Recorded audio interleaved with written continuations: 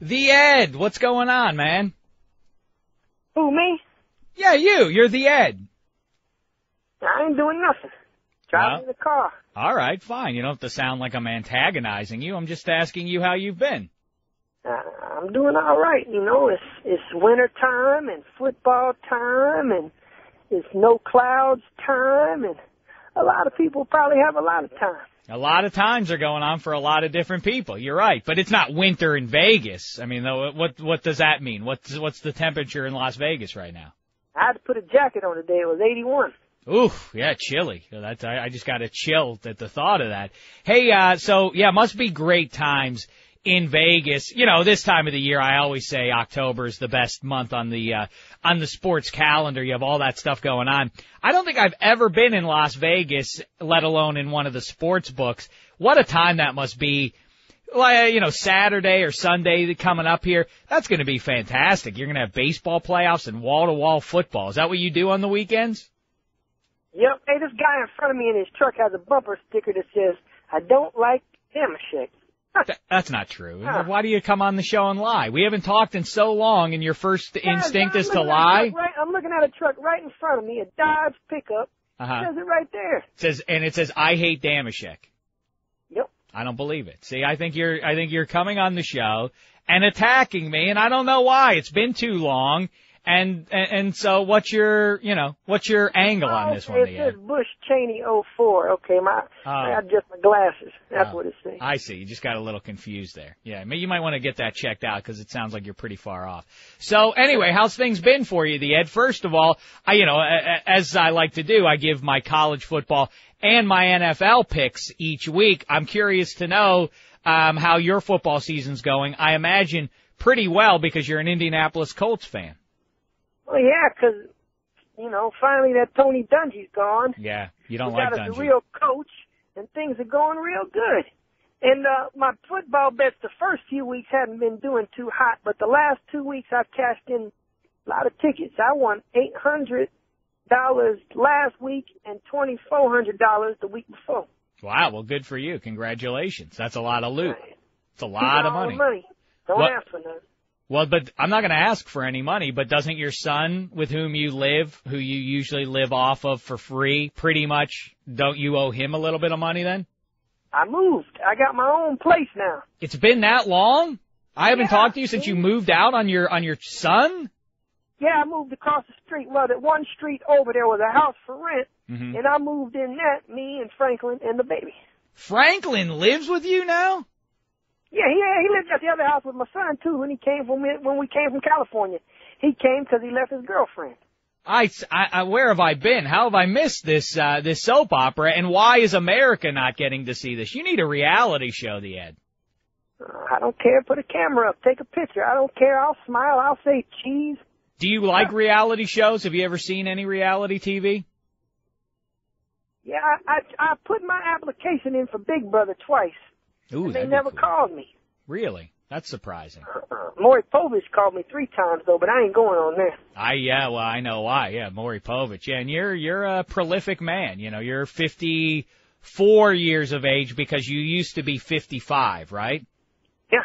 Yeah, because you're counting back down. You've decided to go an unorthodox route. I really hope that I can make it to 45. But I don't think so. I mean, things are not going good sometimes. Oh, what's going on? What specifically is going bad?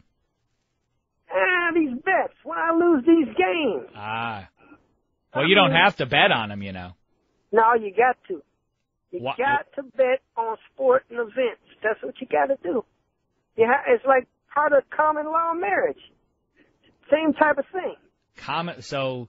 All right. I haven't really heard about that, and I've been around. I like to talk about sports quite a bit. I've never heard that it's a requirement, but all right. Listen, you've been around longer than I have. So, anyway, and by the way, you're trying before the end of the year. You've set a goal of eating 10,000 Oreo cookies. How's that going? I done eat 7,600 and some right now. What? I don't know about that. It's been 2 weeks since the last time we caught up? On Sundays, I eat 100. Yeah. On football Sundays, every other day I try to eat at least 30. All right, well, that math doesn't work out. Last time we spoke, I don't think you'd even hit 5,000 yet. Yeah, well, on now. I don't know what's wrong with you. You've been away too long. Maybe. I don't know. Up here in my ivory tower, I guess. I don't know what happened. So, I don't know if you use ivory soap or not, but I don't like ivory. No, that's not what I was talking about. But either way, yeah, so you've got that diet soap. That stuff wash away the pounds quick. You've mentioned that before. Yeah, diet soap. So soap, you just rub it on you and it takes the pounds off, eh? Don't put it on your feet or you'll lose a shoe size. Is that right?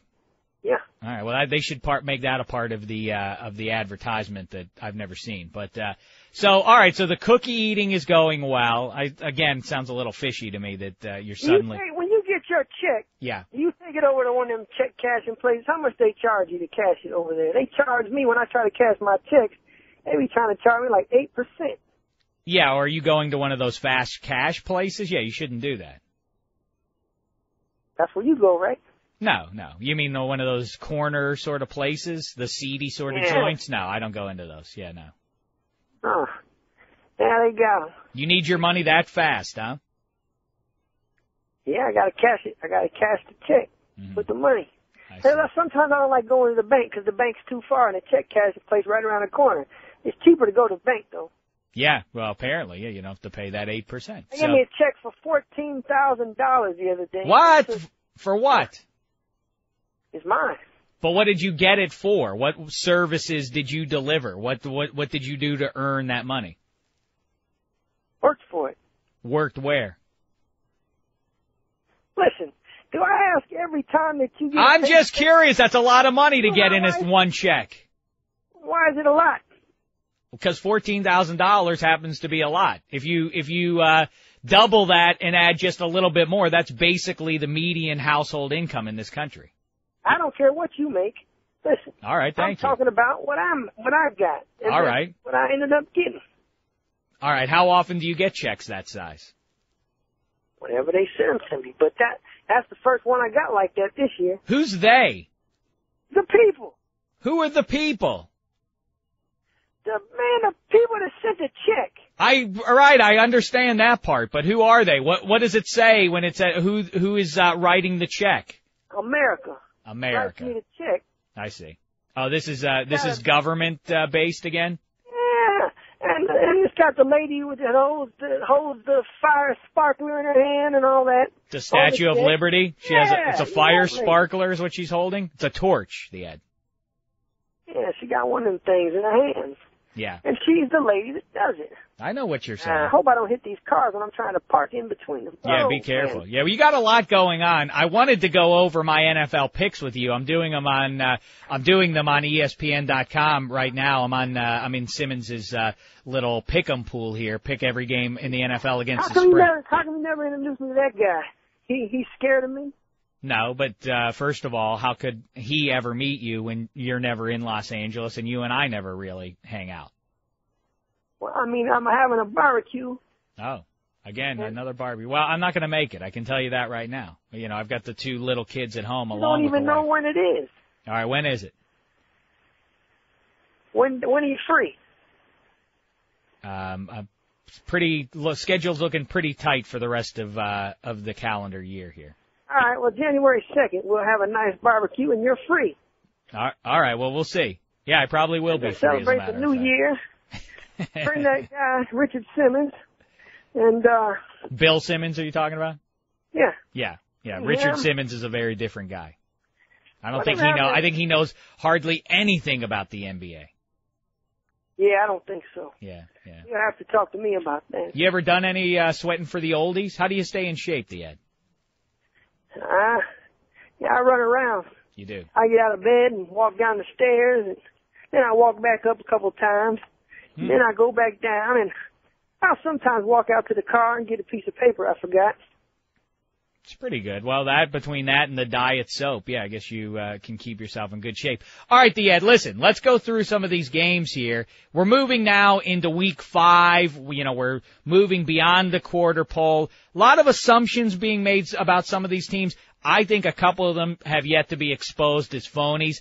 And it's interesting to see who the dark horses are. Which teams that are maybe 500 right now still have a chance of being legitimate playoff contenders. So let's go through them game by game and share your thoughts. We'll start out with not a particularly attractive matchup here. The Cleveland Browns at the Buffalo Bills, one win between the two teams. The Bills, here's how bad the Browns are. The Bills are giving 6.5, and I have to think that this line came out before Braylon Edwards was even traded, so it would probably be even worse. But anyway, the Bills giving 6.5.